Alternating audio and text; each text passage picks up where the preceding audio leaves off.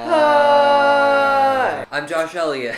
I'm Bret Williams. And I'm Kysar. And today we're going to be reviewing Thor Ragnarok. I enjoyed the hell out of this movie. I liked I it. thought it was what it needed to be. It's up there to be like one of my favorite Marvel movies. I had a blast, yeah. Well, I mean, it's one of my favorite Marvel movies as well, but I haven't seen many Marvel movies. Yeah. I just have low standards for Marvel movies. I have. Really? I'm not a big superhero movie guy. Every single Marvel movie I've seen, I have enjoyed, but I have not loved any of them. Spider-Man Homecoming is the only one that I've come close to okay, that's pretty Yeah. It's one of the only ones I haven't seen. In this movie, Thor is on Asgard, and this whole Ragnarok thing is coming up, which is basically like the end of Asgard, and he tries to figure things out, and then this new villain called Hela comes. They have to beat her, and he's sent to this one place where he fights Hulk, and then a bunch of other stuff happens after that. A lot happened in this movie. I think it worked with everything that it had. It didn't feel rushed or anything. The pacing I felt was really good. I'm really glad they went for a more comedic approach. The last two Thor movies, they had a dark feel to them, and those are probably my least favorite Marvel movies, the first two Thors. I'm glad they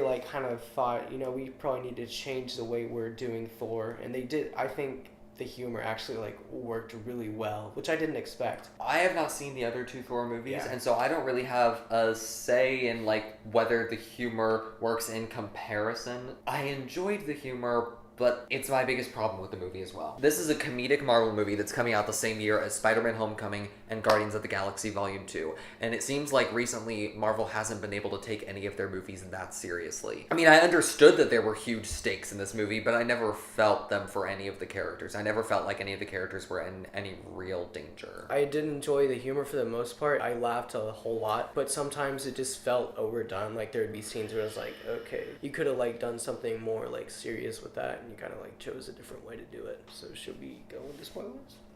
Sure. Loki's a Really? But that's not really much of Still a a spoiler. He kind of sucks the whole movie. But he's not a villain in this movie. He's more just a whiny bitch.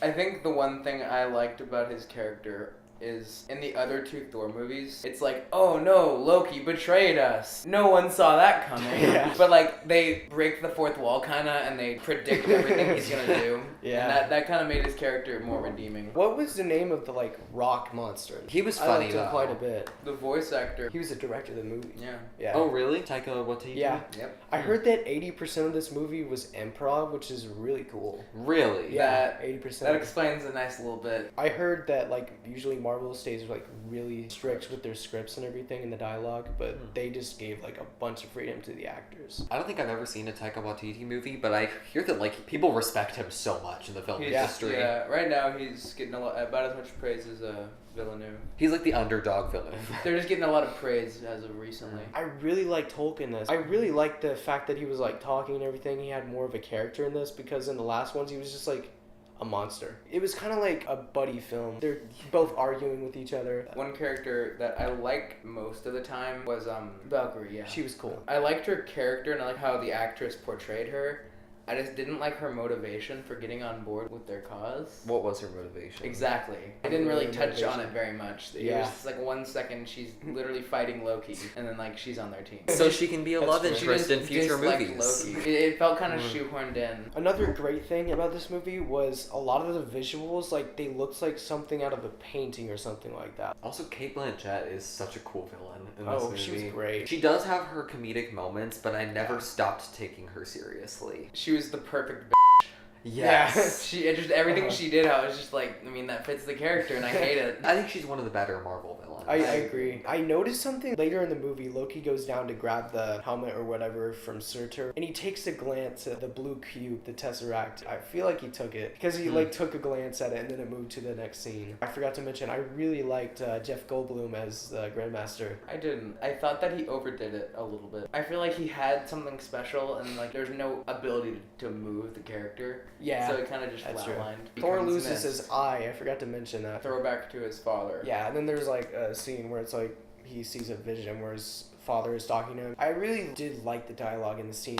It was something I can't remember. I just remember enjoying it. Asgard is not a place, it is a people. Yeah. I also think it was a really clever decision for Thor to spend most of the movie without his hammer. It kind of takes away a part of the safety net that a superhero would have. Which is why I liked it more than I like a lot of superhero movies. The reason I couldn't stand Thor 1 and 2 is because He's literally a god. Yeah. Yeah. He can't die. So the Right. moment you take away his hammer, it makes him less of a god. He still can't die, but he also has to work harder. His lightning powers, that was really cool. It reminded me kind of like the Kingsman action, like everybody is dying from left to right. Hulk was awesome. I loved Hulk. Bruce Banner was also good. Mark Ruffalo did a good job. Chris Hemsworth did a great job as Thor. I enjoyed most of the performances. I thought it was a fun ride. I thought it was a solid Marvel movie. So let's go to our final verdicts, I guess. I had fun. It was a solid movie. It was very entertaining, humorous, paced really well. I think they made some really smart decisions, but also I never really felt many stakes. It feels like Marvel recently isn't taking their movies seriously. Even though I did really enjoy it, there were a few missteps, so I'll give it a 7 though. I agree with a lot of what Josh said. I would probably say the same things, but mainly I enjoyed watching the movie so much. I enjoyed my time watching this movie. My experience, I usually base that on what I give the score for a movie, and I give it an 8. I really hope that in the future Marvel starts to get more serious, because I feel like the humor is just it's a little too much. I really hope they stray away from that in Black Panther and Infinity War. Also, they've only ever killed off one superhero, and they're getting brought back. I went into this movie expecting not too much. I've never been a big fan of superhero movies in general, but I enjoyed myself. It was a solid film. It did what it needed to do for humor and for action. The soundtrack I enjoyed a lot. I like the Zeppelin specifically. That's cool. I'm a big fan of Zeppelin. My problem with this movie, as with most superhero movies, is the characters are invincible. I can predict the entire movie before even purchasing a ticket. So I'm going to give it a 6. Our final verdict is a 7. What did you think of Thor Ragnarok? If you saw it or not, please comment and let us know. And if you comment, I will catch your hammer and break it into a million pieces. It sounds like an innuendo. It is. It is an innuendo. It is an innuendo. Peace out!